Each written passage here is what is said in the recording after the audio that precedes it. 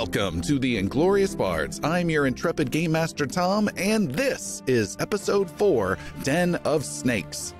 A quick shout out to our sponsor for the season, the Fantasy Grounds virtual tabletop software. And as always, thank you listeners for joining us on our crazy campaign. If you'd like to help out the show, give us a rating or quick review on iTunes or your favorite player. That'll help get our adventures noticed by others. In our last adventure, the heroes explored 2 old towers and found something called a master gear.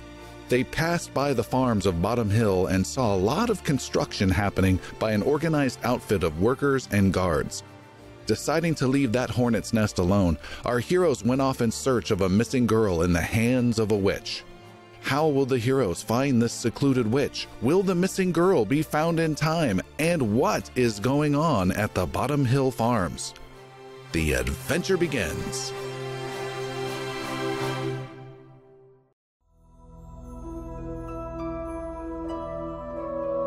Our heroes have been traveling for days in the Serpents forest, making their way after this fabled swamp witch. They believe she has been taking locals and children for some nefarious plot or plan and have been on the hunt for her.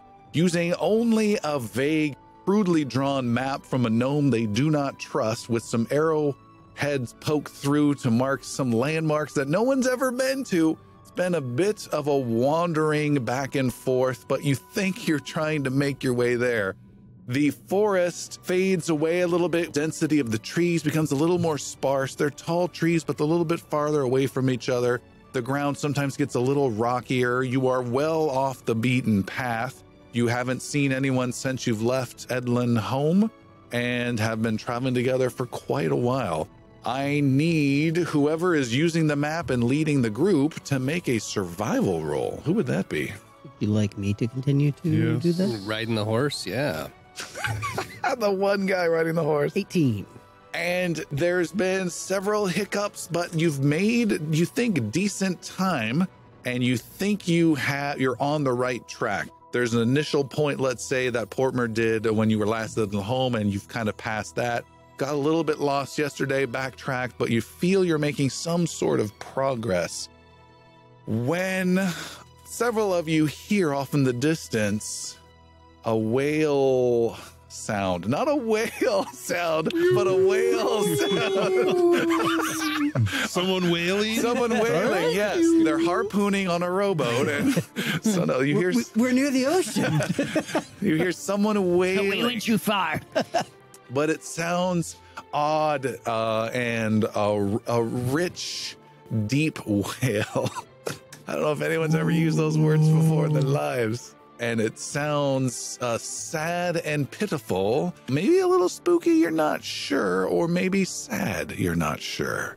And it is coming from a cliffside not too far off from where you're headed, to the top left. You certainly don't have to go out of your way, or you certainly can. And that is the only thing out of the ordinary you've encountered in the last 3 days. I'm sure it's nothing. Let's keep going. Is that what Carahel would say? Oh! Guilt's the prima donna riding the horse. You're right. Let us pray. Oh, God. He brings you in for a quick prayer, and you guys head off towards the sound then, yes? Of course. All right, of course. You head off. You are approaching this cliff face. It's a cliff of small stature, 25 feet or so. It's fragmented rock. The ground's loose. There's just a few trees there. And as you approach, you can see there is a man hanging upside down on the cliff face with his back against the cliff, just wailing and being just totally despondent. And he appears to just be completely trapped, unable to do anything. You don't know how long he's been there. And this man is about 20 feet tall or so. He is a hill giant. And he is sobbing upside down, his arms just barely touching the ground, but unable to do much of anything. His big pudgy body wrapped up in rope around his big fat ankles. Tears are still streaming down, upside down, going down his forehead, off of his head and hitting the ground. So question real quick. So he's 20 feet tall. The cliff face is how tall? About 25, 30 So feet. he's like 5 feet off the ground. His head is like upside down, Yeah. 5 feet off the ground. So he's like eye level. He's with just his head. barely able to, his fingers are barely able to touch the ground. Hill giants known to be super aggressive? They're known to be aggressive when hungry. This one's probably pretty hungry.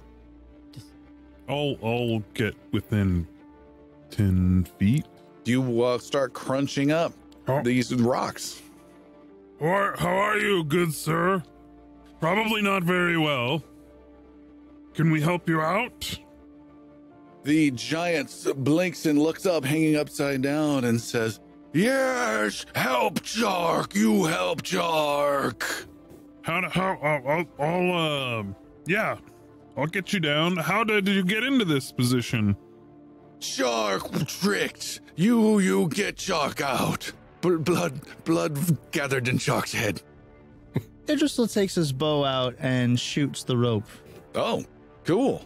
Make just a 120-sided die roll just for coolness sake. He fires one arrow. Don't roll a 1. That would be a 16. Just one roll is a 16. Okay, Yeah. that's a hit. You hit the rope, it splits, and he crashes down to the ground onto his head, rolls up into a ball, and is just there on his knees. This giant shape who dwarfs a dwarf as a man, let alone a hill giant. So you're like triply dwarf. And he shakes his head. Oh, Shark's head. Oh, Shark, I am Ignal. Good to meet you. he looks you dead in the eye from his head on the ground position and says, "Shark, good to meet dwarf." And he gives you a pat on the upper chest and sends you rolling about 10 feet backwards. I'll get up and brush myself off and walk towards him. How long have you been up there? Oh, too long, Shark saved. And he goes over and just takes a half a step towards you as he gets onto his knees and grabs a hold of you and pulls you in for a big hug as though you are his favorite stuffy. Oh, He hugs and hugs. I will love him and call him Shark. No, I'm Shark great, Shark happy, Shark happy. I'll like pat him. I don't know. Shark dizzy, Shark happy. Okay. Can you? I'm not a big fan of heights. Can you put me back on the ground, please? He gives you a kiss that does not smell good on the top of your head and then puts you down. He smacks his lips but thinks better of anything as he is very grateful, and he puts you on the ground. Are you hungry, sir? Yeah, Shark, very hungry. Have a couple provisions here, and I'll give him like some He eats everything dry instantly. meat or something, whatever we have. More for Shark. This is all we have. This is all we can spare, sir. But it should get you. What back home. about that one? You can't eat any of us. He points at the horse. No. That's our horse. That's Edward. What about that one? He points above the horse. No. You can't eat any of us. That's not nice. We got you down after all. And he sits down and eats all that food very, very quickly. Idrisil puts his bow back around his shoulder. Who did this to you, Shark? Shark tricked by snakes. Snakes tricked Shark. A snake tricked you? Lots little snakes crawling and creeping in forest. Which way did they go, Shark? The snakes tricked Shark for days and days. They take Shark's food. They harassed Shark's sleepy time. But snakes don't have hands, Shark. How did they tie you up? Snakes tied Shark up with rope at night. They tricked Shark in fight, and How did snakes tie you up? They don't have any hands. they have many hands. Are we talking about snakes for real? Because every snake I've seen, they don't have hands. He puts his big, huge hand about 4.5 feet off the ground. Snakes! Oh, that's big snake. Maybe sneaks? Is it people that sneak? Is it sneakers? Sneaks? Xander's a little nervous next to this big guy. Where do you hail from, Chuck? Chuck from this forest whose name is Serene Forest. No, he doesn't know that's Chuck from Woods. Oh, that's where we're headed. Do you know of we're looking for a lady in a swamp? Swamp Witch. Yeah, her. Do have you met her? Chuck, no Swamp Witch. Swamp Witch mean. She's been mean to you? Oh, mean to Chuck. Oh, that's no good. We're gonna go be mean to her. Yay for little ones. Chalk, if you come with us, we'll give you more food. What food? I'm a very good hunter. What about that one? He says, motioning towards Killian and the horse combined. No, you can't. No, Chuck. You can't eat any of us. Come on, we've been over that. Oh, yeah. Chalk helps. Chalk help. Okay. Can you show us the way? Chalk helps with way. After you help Chalk. What do you need, Chuck? Chalk needs snakes, Jed.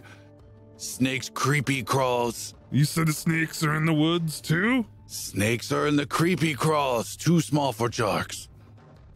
The creepy crawl. Where's the creepy crawl?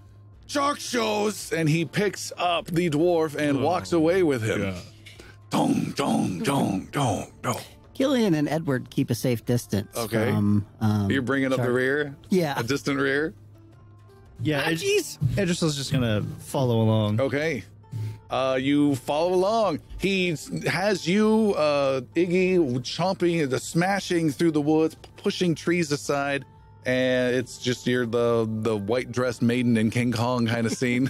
Perfect. And he's dragging you around and says, "Dwarf strong fighter." I am. Dwarf soft, no metal. He pushes hard on your belly with a I finger. don't need metal. You don't have any metal on you. Are you a strong fighter? He pushes your face towards his belly for you to poke at him. I poke him in the belly. It's a weird exchange as your friends arrive. Idrisil's walking next to him with his hand on his eyes, just, oh my god. See, no metal on you, no metal on Ignol, no metal on Chark. We're strongest warriors. And he says, "Yeah, Chuck, strong warrior with dwarf. Woo!" And he throws you up into the air in celebration. You go 10, 20, 30 feet up into the air, hitting a few branches on the way up. And then you start your gentle journey down. Branch. Am I gonna get caught? And he reaches out and catches you. You take 1 point of blunt damage from all of those tree branches hits. Yay for Chuck and Dwarf. That's not comfortable, Chuck. Please don't throw me up anymore. Jix, did you know that he could speak such good giant? No. You are taken, Iggy, further and further away. Your friends are having to catch up. You guys got to go a little quick, although Killian's certainly taking his sweet time. You're just following the path of carnage on the way. Yep. The forest here is less green and lush and more dry. A bunch of more rock-related stuff, some drier bushes. Is it getting drier and drier as we're heading towards whatever spot? A little, just letting you know the environment. It's been like that for the last half day. Okay. And you approach some hills that are made of lots of these just covered in whitish sliding rocks that are a little hard to move through. He just goes through them with ease. And more broken, fractured mini cliff faces like he was attached to. And he then hunkers down behind a huge boulder and is still sticking out behind it. And he puts you, Iggy, down on the ground next to him. Chalk, find snakes, creepy crawlies in there. And he points between two different little hills. Why can't you go between? Is it a cave, or why can't he go in there? You can't see. You don't know. Okay, how many? You said lots of these snakes? Lots snakes outside. Shark smash snakes outside. And dwarf friends get snakes inside.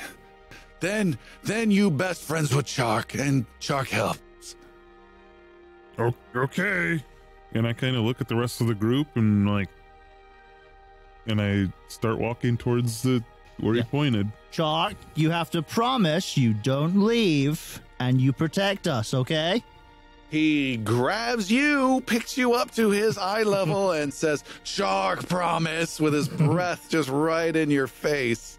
He puts you down, pats you on the head, and you barely resist a point of blunt damage when he does that gently. And he says, we attack, and he draws with a big finger on the rocks and just spreading them with his finger where he's at, where he wants you to go. And Shark smash here, Shark smash here, Shark smash here. You smash all the ones we send out to you. And he's ready. He starts getting his low to the ground, starts curling up his legs behind him like a cat ready to pounce, and looks at Iggy. Okay, we're going in. Shark! And he leaps off, immediately slips, falls down. There's a big thud across the whole hills area. He gets up and gives away any chance of surprise and starts charging up this slope of slippery little stones. And as he does so, you see there are 5, 6, 7, 8 strange, pale-colored troglodyte creatures with spears that are scattering around almost like roaches and moving out of the way as he starts going. And he gets close to some of them and smashes one, and there's this squirt of blood and goo that goes flying out everywhere. And he's going after him, just playing whack-a-mole with these creatures across the ground. What are you guys doing? Charge in after him. Okay. He's smashing. He's doing his part of the job. Yeah, I guess we'll join the fight. You guys are joining the fight. You find no targets outside. That seems to be his focus. You look around and you see, just as you predicted, Iggy, there is a cave entrance on the inside. You see two of those troglodyte guys run into there, and then he runs into about 6 of these troglodyte things coming in mass to make some big final stand against the hill giant. And he just goes, and he dives into them. He picks up 2 and just smashes them together. And he seems quite happy with himself. Quick to the cave! Okay, Chug, we're gonna go in. Do these snakes taste good? Maybe have a little snack. He's not paying any attention. He's having too much fun smashing things. It's just like Jex with the doll. Where is that, by the way? It's still in the pouch at the moment. All right. I don't know. Let me make a roll. Can you roll? Sure. No, I've got it. All right. Yeah. He's got it. 19. You guys head into the cave then? Yes. Yeah. You head into the cave. There it is, a wideish opening to the cave. There's some of that rubbly white rocks that you've been slipping in to get up into this cave just inside, and then it smooths out. Who is diving in first into this cave? Ignal is. Ignal. As soon as you arrive inside, a little spear comes flying your way, and you see there is a lone, single troglodyte-like creature that is attacking. It chucks its spear at you for a 9 to hit. No. It is panicking with the chaos and sounds of squealing reptiles outside, and it misses. It's about 30 feet away from the group. I'm gonna sudden charge into it. All right. Swing my sword. It is dropping its spear and getting a club ready as you do so. You come running right up. Good luck. Ooh, 12. 12. You swing and miss. You have one more action left. I'm gonna swing again at him. Good luck. With the 7. Okay, a swing and a swing. The creature's panicking, but too nimble and dodges. What would the rest of you guys like to do? It just walks in just behind Iggy. And how wide and deep is the cave that we can see with low light vision?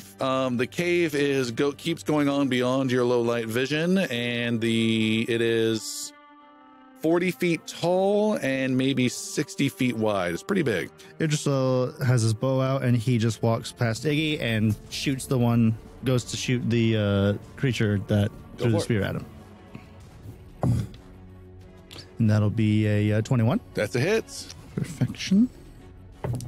With 1 damage. Okay, you have more shots coming. Yeah, I'll use a second shot, I guess. I haven't hunted prey or anything. No. I'll just do a second shot at him. And it misses. Okay. With a 8. Any other action? Or are you good? I'm gonna raise my shield. Okay. My cantrip shield. Sure. You have magic shield that is now ready to deflect.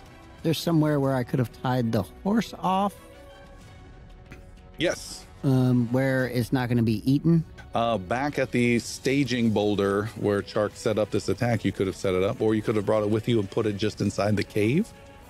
Okay, let's say it's just inside. Okay, that's what you got. And is Pretty the fun. troglodyte that's attacking Iggy, Yes. can I get the horse with me on it to there? Yes. You're going to charge through the cave mounted on this horse. Hell yes. All right. Spear out. The priest lowers his spear and starts to joust. Iggy, you roll out of the way. He has not been very accurate on this Nope. mounted attack before. All right, here we go. 15 to hit. 15. You whiff and just miss the creature. Good try. Actually, I'll give you a little bonus since you're mounted. You do hit him. Yeah. You got a little height advantage. I was gonna say, he just keeps going into the game. Yeah, you get an advantage. All right. 3 points of damage. 3 points is... I think my first melee attack, maybe? I think it's your first hit with the melee attack. Fair. You have wounded it. The creature spins around a little bit. You ride a bit past it, and then I need to make, you need to make, and Iggy needs to make a fortitude saving throw as this thing smells awful. 6. 25. 25. As you go riding past, Killian, you are sickened. Okay. Sickened 1. That means you are -1 to everything, including your armor class and all your rolls. You can spend an action to get rid of it by essentially putting your finger down your throat. All right. That's how that works. And we still have Jix and Xander. What do you guys want to do? So Xander was gonna kind of walk in and just clear things, but everyone's just kind of running in the way. So Killian's running up with the horse. I see Iggy dodging out of the way with the big spear in the way. I'm going to sit back near the mouth of the cave and wait for something to come back into the cave from outside. Okay. So holding guard. All right. Jix. Jix wants to take advantage of the chaos and go play with entropy. Oh, God. All right. The solid move. Bold move, God. We'll see how it pays off for him. So Jix is on the other side of the mouth of the cave, kind of hidden behind a boulder, back there playing with entropy.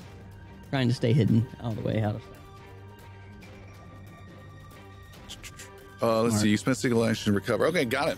The creature then gets its chance to attack. It swings with its club at you, Iggy, and gets a 28 to hit. Holy. Yeah, that hits. That is With the club? Yeah. That is 8 points of bludgeoning. Gets a huge crack against your head. Swings the second time, and there's another huge crack. But Iggy, you throw up your arm to block it, and it snaps its club in 2 across your arm and loses its weapon.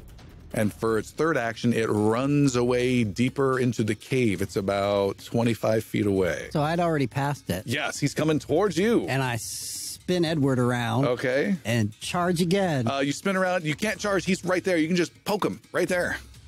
Make a poke roll. All right. The poking will commence. Good luck. That is going to be, even with the -1, it's a modified 20. Why are you -1? Because I'm sickened. Oh, right. 20's a hit, yeah.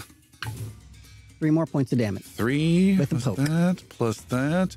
You wound it. It gives out a little shriek.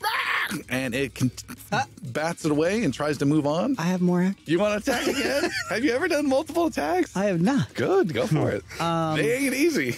I've only done a single action, right? Yes. So my second one is going to be Divine Lance. Ooh, casting a spell. Yes. And that's normally at a +7. So, but it's a second attack. So how is that modified? Divine Lance is that, and does it have the attack trait? I'm pretty sure it does. That's what really matters. If it does, then it kind of affects you. It has the attack, yes. Yeah. So you're at -5 to do that, and then an additional -1 for being sickened. Which means I would just be +1 You for got my it. total. Okay. Not easy. 12. 12 total. Yeah. You lance out with some holy magic, and it hits the side of the cave and does not hurt it. Iggy. Yeah, I'm gonna sudden charge this guy. All right, he's running away, but he ain't far. You charge after him. With a 16. 16, you hit. 6 points of damage. 6 points of damage. You slash into this creature and drop it bloodily to the ground. And you can see just at the extent of your dark vision, the cave. I do have dark vision. Dark vision, right? Mm-hmm. You see just the extent of it, some eyes of similar like creatures blink and fade away further into the cave. I'll go further into the cave. All right.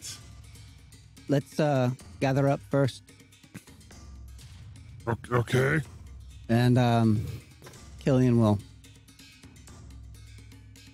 jump down from Edward. Reluctantly dismount. Not seeing Jix. I'm gonna go find Jix. Where's Jix to be found? Where is Jix? That's for you guys. We okay. It's fine. Anybody Find the seen little Jix? guy. Stealth roll. We fan out and start searching for Jix, I suppose. All right. Nope. Nope. It just doesn't. I don't care. That's fair. He's not useful right now. You wonder why people don't like you. I don't. It's not racist. Yeah, Xander will start looking too. Okay. Jix! Jix! Jix, where are you? Jix! Shh, don't answer them. They want to take you away from me. Where are you, Jix? The omnipotent game master needs to know. The opposite Opposite end of the cave, Yeah. behind a boulder. opposite side of the cave. opening of the cave that Okay. he was on, All right. behind a boulder. Okay. Xander, you know where he's at. You thought he was taking some tactical hidden thing, making some sneak attack, but he's just sitting down and playing with his toy again. Jix! Come on! Shh! Oh, I decide something. Nope. My hand glows bright orange. I'm about to throw fire at the horse. Decide against it instead, and I reach out and I try to wrestle the horse away from you. No! Not the actual horse, the toy little thing. Yeah. Entropy. Idol or whatever. You'll be fighting Killian for that. I am horse. not athletic, and I roll a 7. Is that your total? That is my total. I roll an 8. Oh my God. You take it from him and he takes it right back. That is such a gnome and goblin. Snatch. Really, they're barely. Ignal sees what's going on and he goes over there and takes it away. Iggy comes over as you guys are trading back and forth, taking away of this toy, and Iggy takes the toy away. Just then, the leg of one of these troglodyte creatures, blood splattering, comes flying into the cave from outside, and you hear distantly, "Shark!" Great work, Jarg. Great work. Keep it up. I told you, Jix, it's not the time for playing. You'll get this later.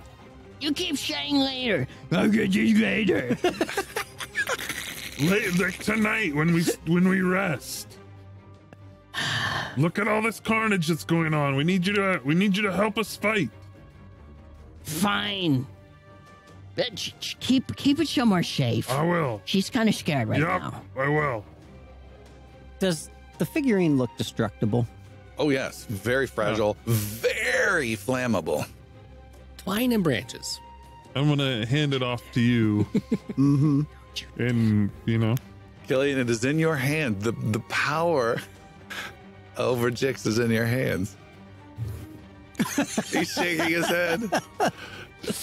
Initiative might need to be rolled. What's happening? The eternal flame.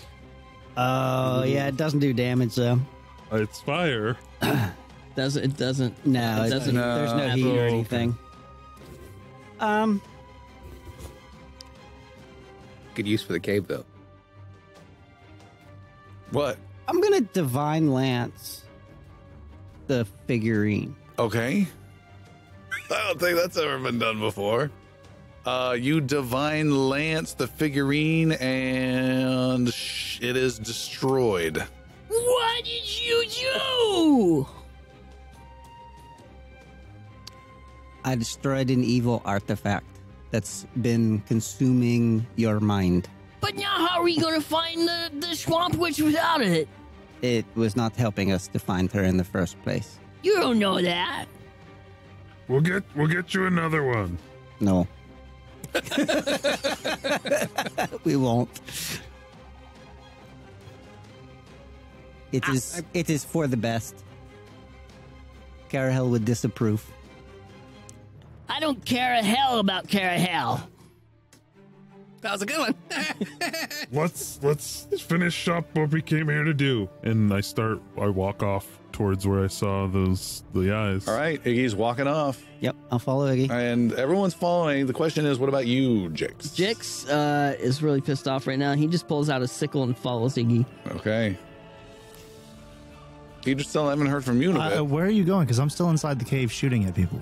There was only one There was guy, only and one he is guy. dead. You saw more eyes. I did, so that's where I'm headed, is further into the cave.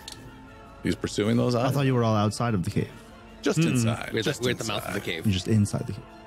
Okay, Iggy's then walking, taking the lead, being followed by everyone else.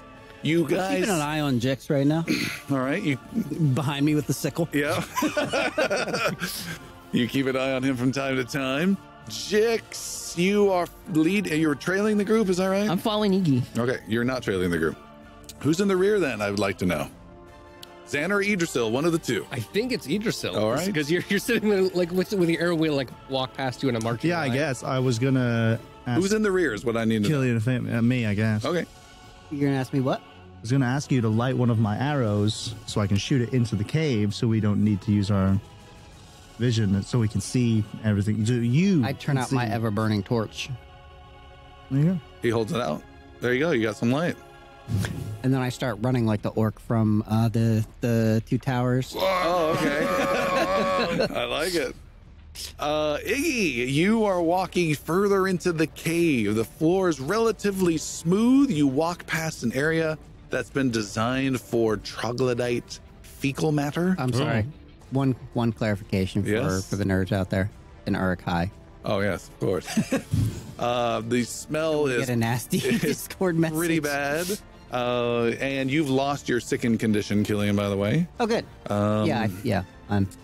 The rest of you nearly get it going past this terrible fecal section, and you make your way further into this dark cave. Someone must be making stew. He says, licking his finger.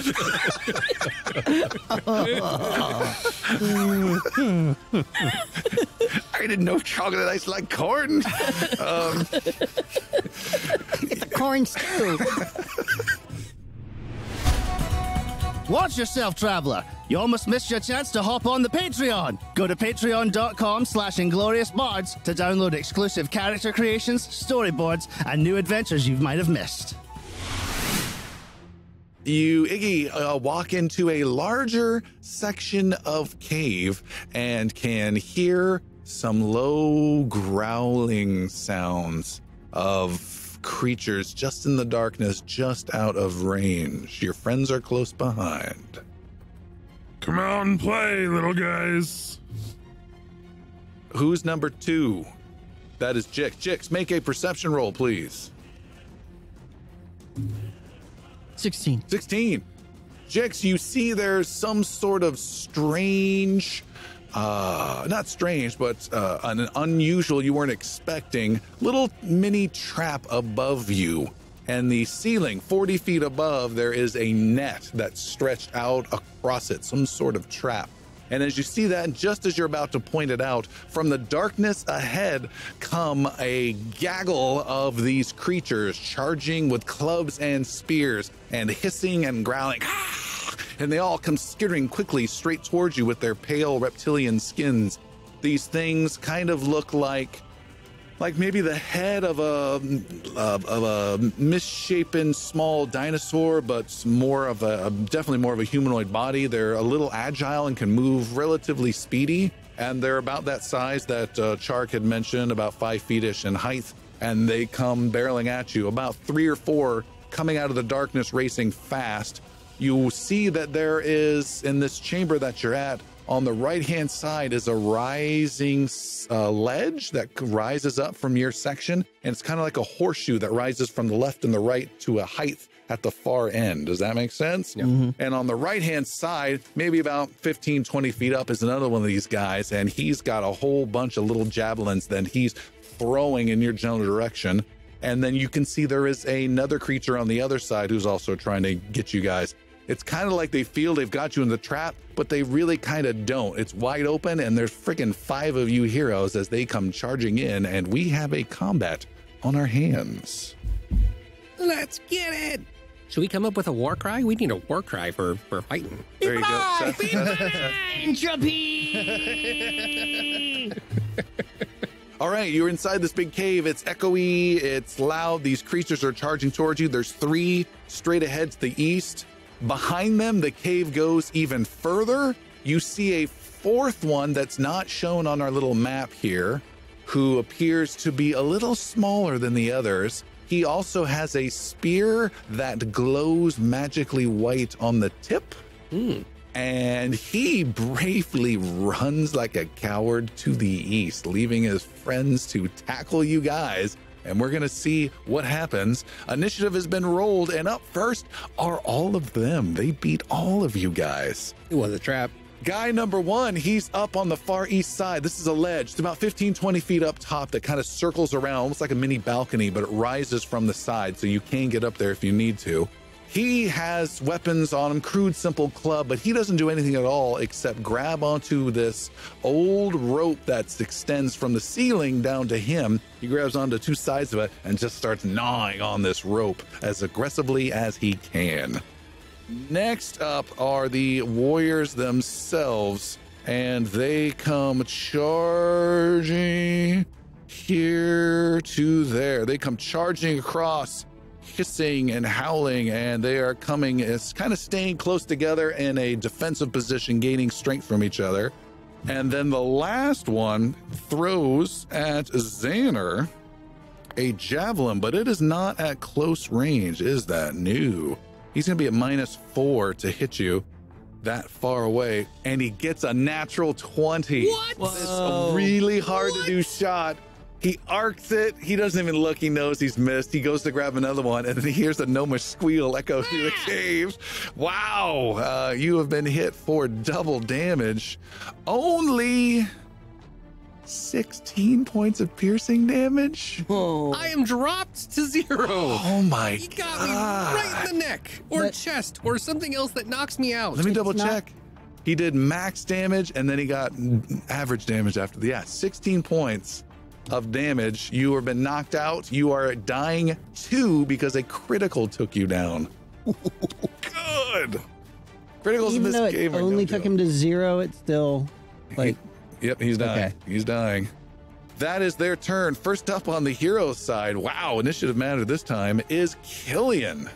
Xana, can you please stop doing that? He's pinned to the ground, impaled. He's halfway up the spear, just hanging there like a kebab. I got it!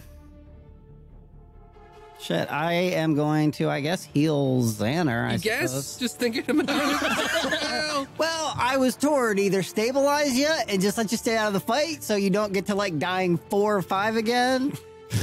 Well, while that's happening, Jix wants to say, Guys, scatter, it's a trap! I will heal you for 15. Thank you. And then I will... Without the spear still. It gets healed out. Just goes flying. Bing! And then I will move to the south as far as I can. The spear actually gets healed around like he's an old tree. It Right? just heals around the spear. It's one with him now. And you were doing what, Killian? I'm sorry. Moving to the south as far as I can. Okay, south. The heal was 2 actions. Yeah. Okay, that gets you to there. Next up is Idrisil. You're about 120 feet away from the guy that threw the spear. You're about 100 feet away from the closest of the group of 3 who are on your level, barreling right at you. I'm going to leave those to Iggy, and I'm going to tell him as much. Iggy, I'm going to leave those to you, and I'm going to hunt prey on the one that just threw the spear at Xander. Okay. And I'm going to take a hunted shot at him. And remember, I do have my cantrip shield out. That only lasts a turn, I believe. So that's gone. Oh, it is? Okay. Yeah, it takes an action. Shot. That's 18 to hit. 18 is a hit. Perfection. It's 2 damage. 2 damage. All right. You Yeah. do a little bit of damage, not much, but you wound him. What else you got? Hit my second shot. That's a 19. Is a hit. That's pretty good for a second shot. 1 damage. Oh my goodness. Where's the magic bow Not as when you need it? And I'm going to do 1 more with a +1. That's 5. All right. You scrape him with a little arrow, scrape him with a little arrow. He's still standing and is not really phased by your attack. Xander, Ow! you are prone on the ground. Yeah, so, getting back up, That's an action. being burned on the ground, would I have seen the trap? Yes, Over you it? look up, you see there is a net over the huge majority of this space. It's a series of nets that extend over. I don't know if my drawing will come through. There it is. Wow. That it covers it. Just a whole section of what, and you can actually make a perception roll. Yeah. This is like hundreds of square feet of net All of us? of no, just him. He was on his prone looking up. 22. You see that it is a net that can entangle and mess you guys up, possibly in the middle section, not planned very well. There are several small boulders in the middle section that have kind of gathered. They were trying to scatter them throughout for it to be a dropping boulderish trap, but they all kind of gently rolled into the middle. So in the middle section, right around here, are several bouldery things. How high up is it? 50 feet high. Okay. Where your mouse pointer? Well, no, that's where I'll show you. Yeah, that's where his mouse. Yeah, right in this middle. There it is. Okay. Okay. Okay. So right over Jix and Iggy. Iggy, yep. Yeah, okay. Perfect. No. Yes, absolutely. Okay. Yeah. All Let me right. knock some sense into it. Xander, one action you got up. What's your next action? So for that one, everyone's really far away from me. There's nothing that my spells are really going to do. But I will just announce real quick, like, rocks ahead! That's all I can say. Okay. Not quite what I had in mind, but I just woke up. You still have 2 actions left. Say something more. I'm going to rush forward. These black things, by the way, are little stalactite type things. Can I cut Cover. them around? Yeah. Lights? Whatever. So I will I will go ahead and Stalagmites. Yeah. run towards the 3 that are on the ground. So heading into the east, and I will use a cone of burning hands. All right. Your speed, you run over to here. You are probably too far. You are 40 feet away from those guys right That's there. not going to work out for me. And you're right in front, ready to take the brunt of them. Oh, you know what I'm going to do? I am going to. The opposite of that? I'm not going to use burning hands. I'm gonna Okay. do the opposite. I'm actually going to pull the waters out, and I will do a hydraulic push Ooh. towards the whole lot of them. Well, hydraulic push is single target attack. So I'm going to shoot for the guy in the front. Okay. He's right there. He that is 40 feet away. Is that within range? Yes, it It's a is. 60 foot. And this is an attack spell, so you're rolling It's an versus attack his armor spell, so class. yeah, it's a verbal one creature with a blast. That is a natural 20 On your biggest spell? on my biggest one. That's the time to do it. So double the damage. So it is, if it's a critical success, that means the target takes 6d6 bludgeoning damage. That could be. And is knocked back 10 feet. Okay. I happen to have 66 ready to go. Perfect. Finally. That is super average. Ones across the board. Good job. 2, 4, 6, 8, 12, 13 damage. 13 points damage, significant. The creature goes and goes rolling back. Is it just knocked back or knocked back then prone? Knocked back 10 feet, does not say prone. He stays on his feet, he's knocked back, and he is hurt pretty badly. That's a significant blow. Nice work.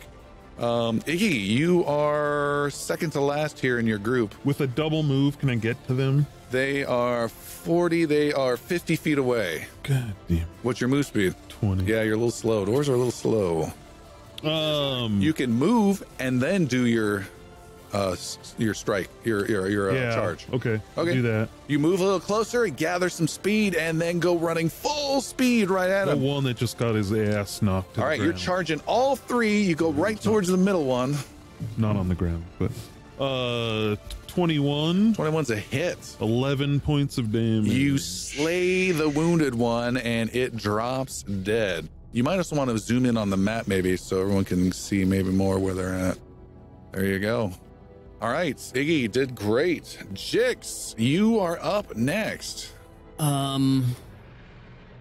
far away are they? From Okay. you, they're 55 feet away. 55 feet. All right. I run up, I grab a fire potion, and I lob it at the northern one. All right. You run up, you lob a potion. What's your speed? 25? Yeah, that works. 25. What's your attack? 25 as well. 25 is a hit. Yep. And 9 points of damage. Nice. 9 points of damage is a hit, but it also does splash damage, right? Plus 1 splash damage. So that's 10 points of damage. That's pretty good. And that was that one. And then does it have any... 2 persistent. Is that always or only when a critical is rolled? Oh, that's always. Wow. So 11 points of damage and then that persistent damage as well. That's pretty strong. This was the Alchemist Fire potion you just whipped at him, right? Where is it at? I want to double check. Because I have, Fire. you have the burning. I have burn it. Yeah. Burn it, Goblin. Burn Your it straight. specialty is causing fires.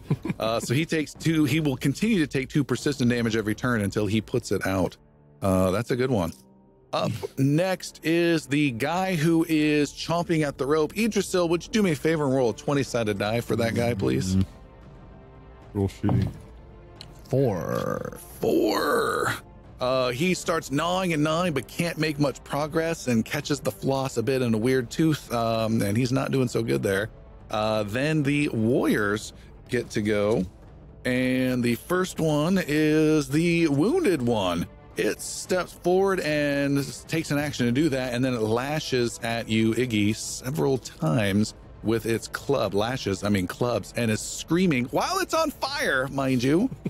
And it is a 23 to hit you. Yep. And its second attack is a total of 20 to hit you. Yep. Smash! You've been hit for 5 points of bludgeoning, and then 9 points of bludgeoning. Oof. Leaving him with 2 hit points. And it goes, "Rah!" And then it takes 2 points of burning persistent fire damage. And Idrisil, would you roll a 15 or higher for me on that die to have him put it out, just for fun? 10. 10. The fire continues to burn. Yeah. The other bad guy is right next to you, Iggy. He is going to attack, and it is going to finally show you what fainting is all about. And Oh, I get it. let's see. No, it does no idea what it's doing. It will do it again. It will try to feint again. And that also fails. And so it will give up and just try and smack you with a club with a 22 to hit. Smash. You are hit for 6 points of bludgeoning damage. That drops me. And Iggy is just getting hammered and hammered like he just talked back at an Al Capone meeting or something like that. And he gets dropped to the ground in a bloody heap. Hey. There is one last one of these troglodyte guys, and he is the spear tosser extraordinaire. He lines up a shot with that kind of that pointed hand and arcs back his spear and throws a long one. Xander, you see the spear getting bigger and bigger in your eyes. Here comes the spear. This is far range. -4 is a total of 13 to hit. Misses. Oh, the spear goes wide. Killian. Boy. All right. How far away am I from Iggy right now? You are far. That is 60 feet. I can get him. You can get him? Yeah. Okay. I will head. Yeah, you guys are spread out. Yeah. I guess. I mean, I will head east. Just running full speed? Yeah, I think so. All right, that's one action. 2 actions. Okay. Keep going. Keep running east. Yep. 3 Get actions. behind these guys. Yep. Okay, All right. done. We have Idrisil. You're in the back of the group. Your group is stretched out wide in this huge cave. Yeah, I'm going to take 2 actions to get as close to the spear thrower as I can. Oh, the guy on the side on the little ledge. 1, 2. That gets you within 40 feet. And he is my hunted prey. I'm going to take a hunted shot at him.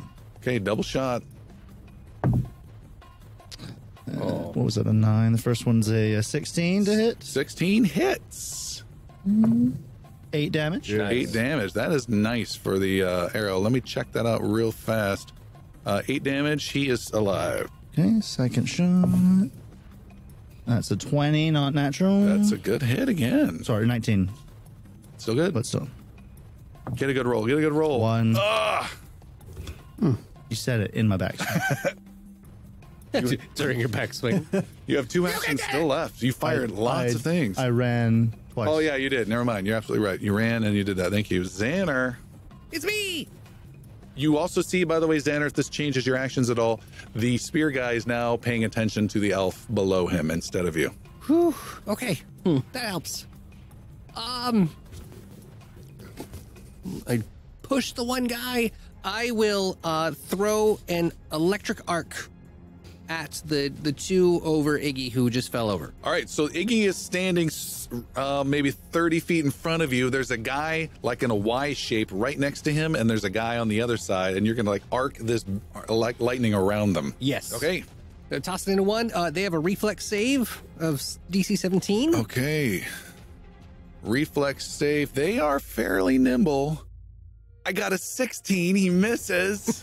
And I got a 14. They both get zapped. That is 7 points of damage for each. Oh, that's fantastic.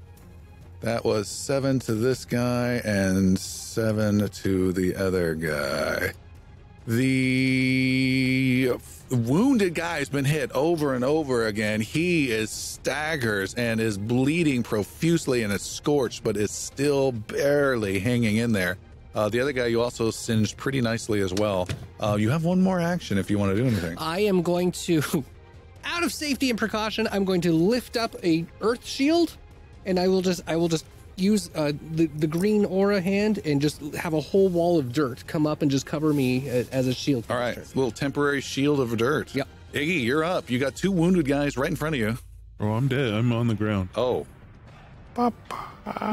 Who did that to you? The guy that was there. Yeah, you moved to his initiative, so you are not up. Let's put you at 22. All right, ignore me. Iggy, you're done. It is Jix.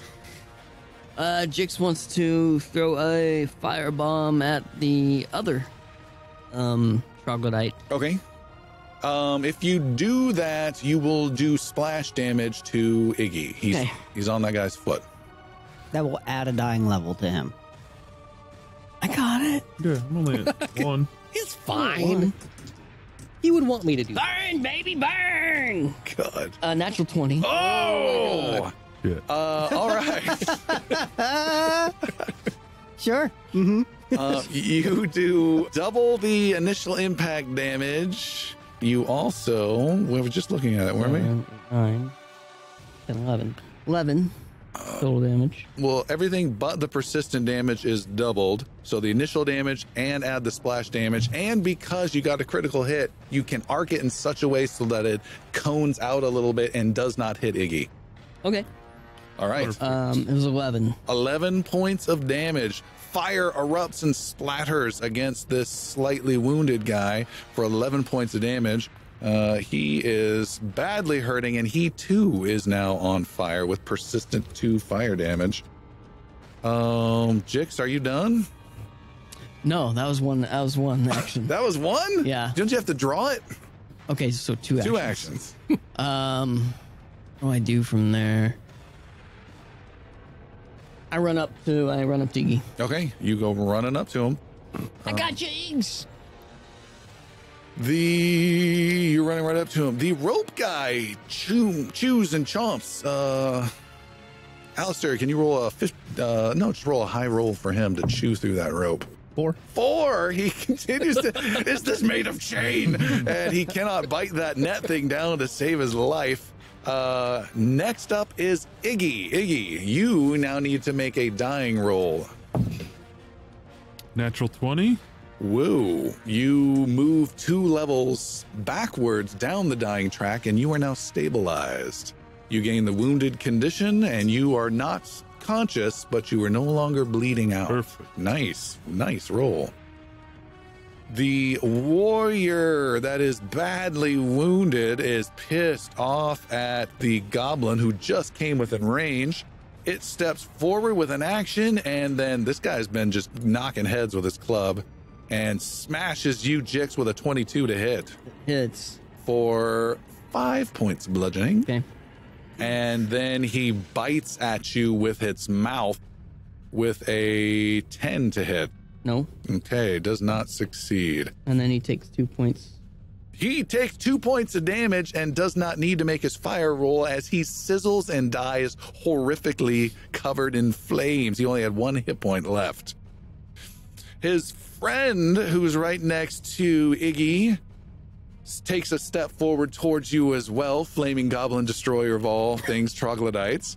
He is going to smash you with his club and hit you with a 26? Yeah.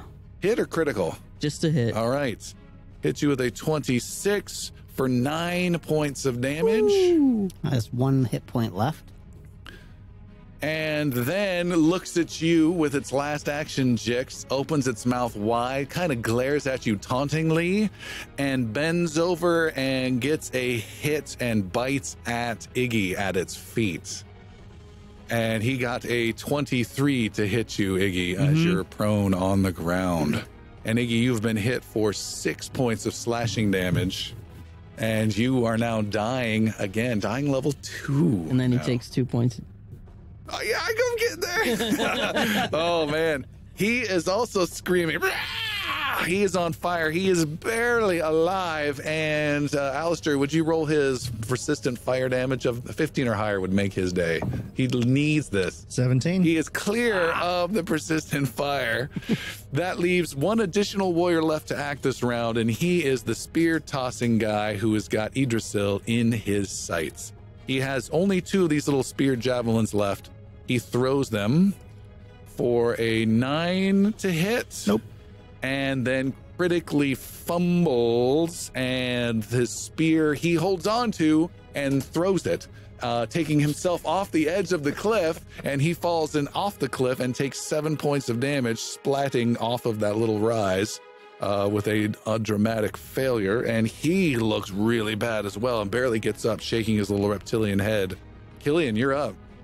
Killian will move to the east, a single move northeast, and then we'll cast Divine Lance on the troglodyte that is attempting to drop the net. The chewing, I just said he's chewing on a rope. This is just be his hobby. You don't know what's going on. All right, Divine Lance is a spell attack, This right? is the best day of my life. I get to chew on ropes all afternoon. It's going to be a 22 to hit. 22. A little magical divine energy slams into him. He seems to be 23 to hit, actually. pained by this. 23 is still just a hit. 8 hit points of damage. 8 points. Max damage. He's hit. And apparently evil. Yes. It was this guy for 8 points.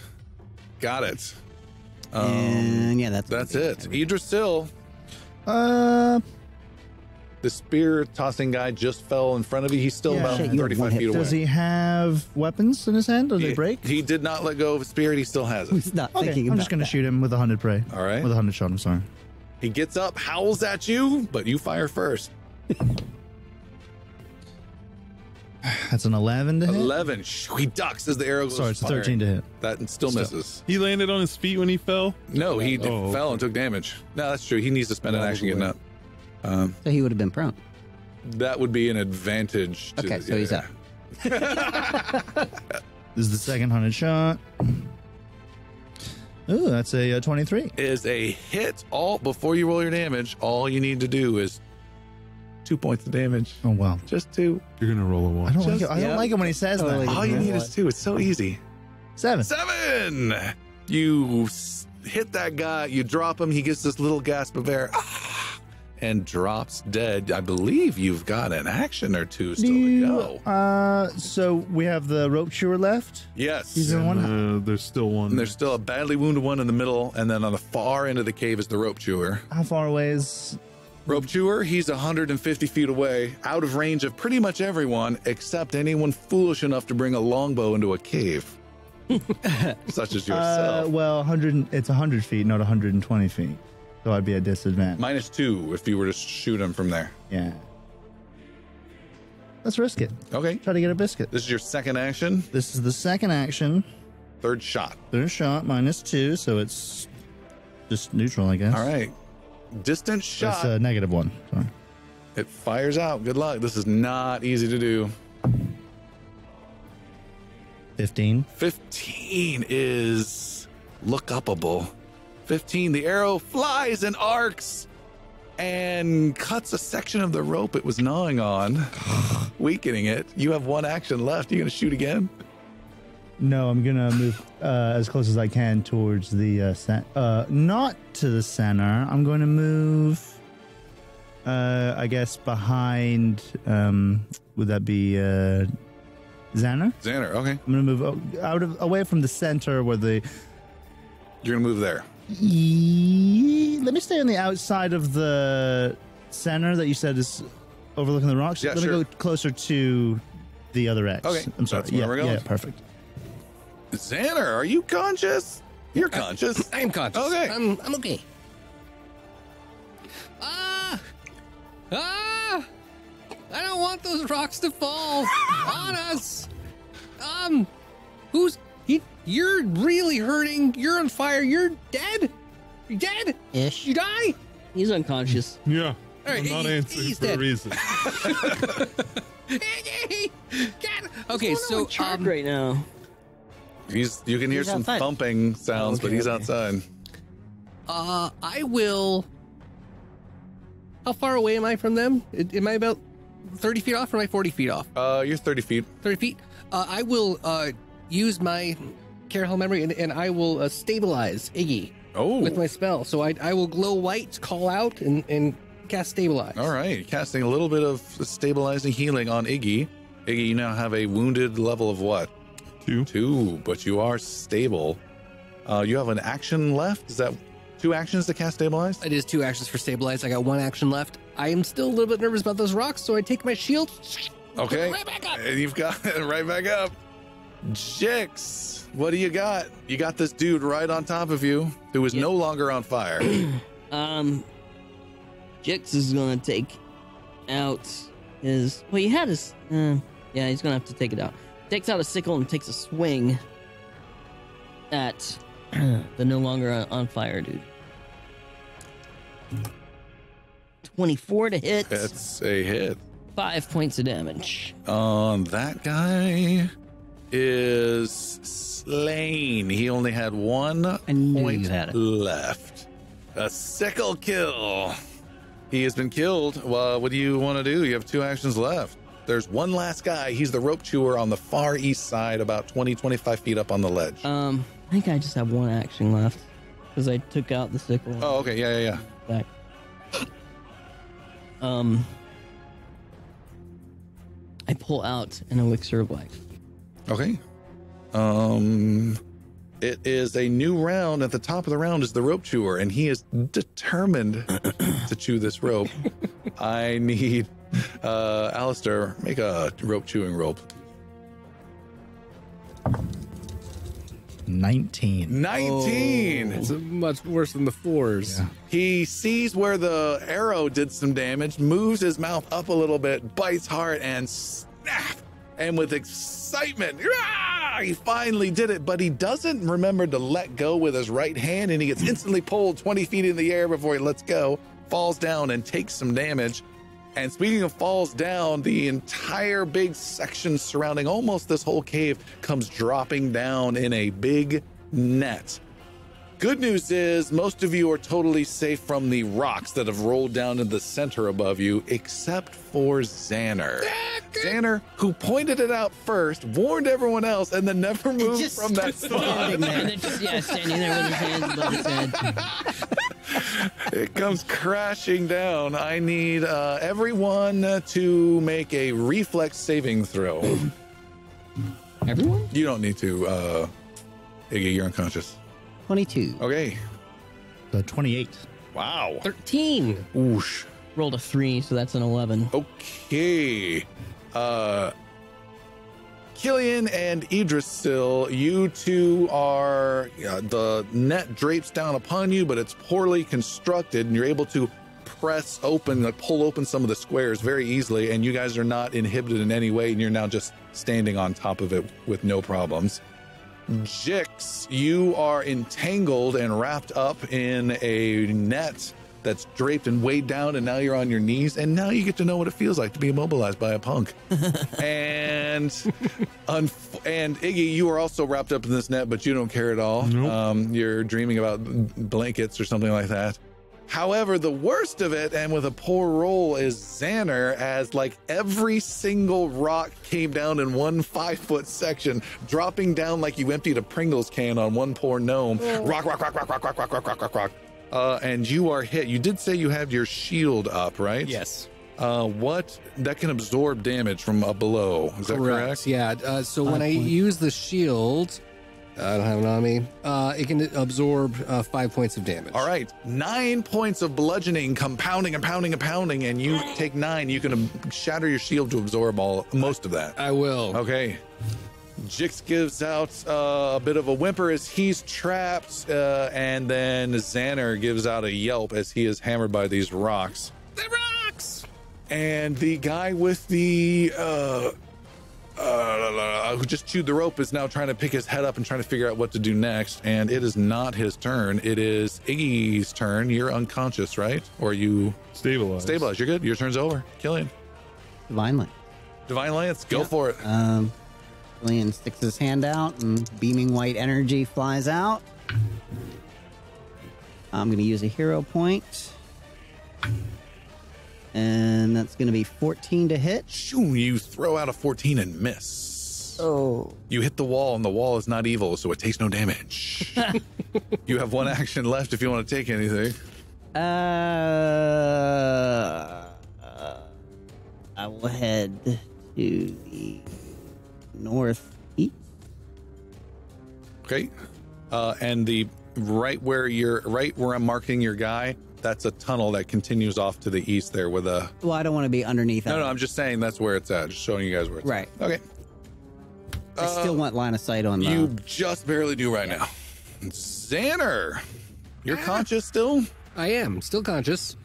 Kind of buried in rocks. 11 hit points. How deeply am I buried in rocks? Am I like covered? No, but you do have to step out. It'll take an action just to get up on top of them. Okay. I will go ahead and step out on top of them real quick. All right. And start running towards where Killian is and near the tunnel entrance up there, in case there happens to be another trap that wants to fall exactly where. Okay. You get up and he is scurrying. Jix, You are trying not to vomit from the stench of these burning, nasty, horrific troglodyte things. I got fortitude. Okay.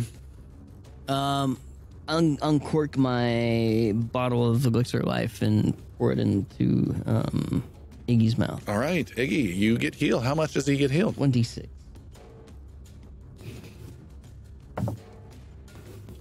Three Three points. hit points. Plus 1? Is it +1? Says the elixir restores 1d6 hit points and the bonus is +1. The bonus, it also gives him a bonus to diseases and right. I think poisons for 10 minutes. So yeah, he just heals that initial amount. Okay, let's go back to Rope Guy. He comes to the edge, giving you more line of sight, Killian. He comes right to your edge and then yells out the equivalent in troglodyte of Banzai and leaps off 300 style with a spear in slow motions, with Snyder slow motion flying through the air with great abs, and is making a huge attack on you. It's a little weird. You can see it coming. I'm going to give him a -2, but if he hits, I'm going to give him +4 damage. Here comes the love. 27 to hit. He's That will not only hit, it will be a critical hit. Oh! No. I rolled the damage and I rolled minimal damage, but it's still going to be a lot. 5 + 5 + 4 is 14 points of damage. Okay, that hurt, but I'm still up. Oh, you are pierced through the chest by the spear.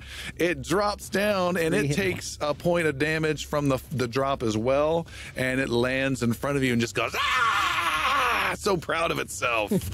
Iggy, you are conscious in the middle of this room. You are blink your eyes as you're laying there just in time to see Killian get run through. I want to do a move and then a move into that guy. That will not work as you got to stand up for an action. Stand up. How far away am I?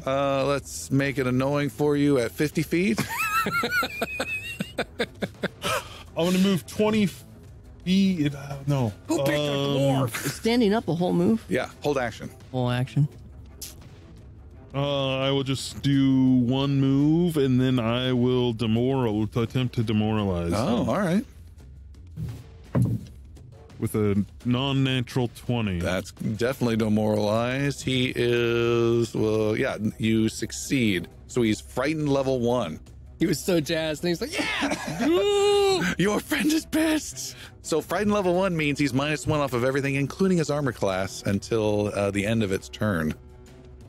Killian, what would you like to do? I stumble back. Surprised. Yeah, spear basically, like, not quite in my chest. I imagine like in my shoulder somewhere. Steve Irwin style. Still too soon. Always too soon. Never appropriate. Never okay. By the way, the troglodyte's flicking the end of the spear as well. And Killian will stick out his hand and call upon the power of Karahel and cast Divine Lance. So you got this thing sticking through you. This creature's right next to you, and you're still going to blast them away. Yep. All right. Karahel responds with vehement anger and is going to give you a +1 to this attack. Wonderful. And he's demoralized. Yes. So- So I will take care of his armor class. I'm going to use my other hero point Not that bad, huh? Come on, Carol! and a different die. And instead, 13. 13. You heroically fire just off to the left by 80 feet and totally miss. Yeah, you're a little blurry. You don't know what's happening at this moment. You were in total shock. And then I will self-heal with touch. Oh, okay. And he's healing himself. Idrisil, you're up next. For 7 hit points of damage. So I'm up to 10. I wouldn't have needed to waste it.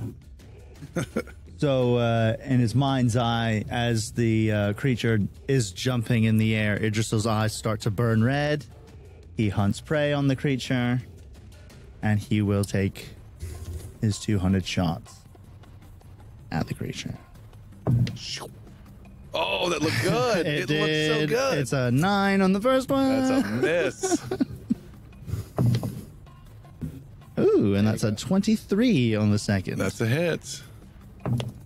5 points of damage. Good hit. You shoot, you line him up, you hit him in the exact same shoulder that Killian just got hit, but the creature is still standing and is going to be clawing and biting at Killian. Well, I have one more shot. You have Mark. Yep, you got one more shot. That's a 20 unnatural. Total of 20 is a hit. He only has 7 hit points remaining. Stop saying. You can do it. This is really not going to happen. Doesn't count. Okay, well, you said it. Doesn't count. Got to be in there. Still a 1. A 1? 1, yeah. It hit the other die. That is a hit, but minimal damage. But you have really set him up for some wounds. The team might be able to take him down before he just drops the priest. Xander, what are you doing? You spent your last turn running like crazy over there. I did, and I'm so much closer. Burning hands. I just wonder, why can't I just get him? I can't do quite a burning hands, not with a very wounded Killian with a spear right next to him. Unless I can get up next to him and stand next to Killian and then throw burning hands. You can do that. You can do that. I'm gonna do that. All right, you run right up to Killian. You kind of push him aside gently a little bit, and then you do burning hands on this creature. This is a reflex save it makes. It is. Now, a burning hands, so you guys know, is a elemental spell that comes from my actual bloodline. Oh. So this is a very, very powerful one for me that I have not been able to use yet as I'm going for. So I will glow bright orange with a red outer rim around me as I take both hands, push it forward like I'm going to push through an open door. Everything glows, and I blast fire straight out into a cone. Before you do that, Killian steps in front. No. It is a reflex save, if you can't take back. Save for half damage. Now, keep in mind, these creatures are very nimble. His reflex save, though, is only a 9. He rolled a 2. That is not a 17, which means he takes all of the damage. Yes. And that will be 8 points of fire damage. You may take this creature down. And I burn him. There's a part of me that Xander kind of has a guttural laugh that's come out of a place that's never happened, but seeing the smoke and watching him die kind of Okay, innocent Xander. That was fun. Killian sits down. He needs some help. Hit the blood. Just like, I feel a little ill. You guys spend the next 10 minutes pushing him up against the wall repeatedly to force that spear through. Ow, ow, ow. But you were able to get it out of him. And what's the hit point situation on the group? So Yggdrasil is max hit points. Killian's actually at 10. Jix is at a whopping 1.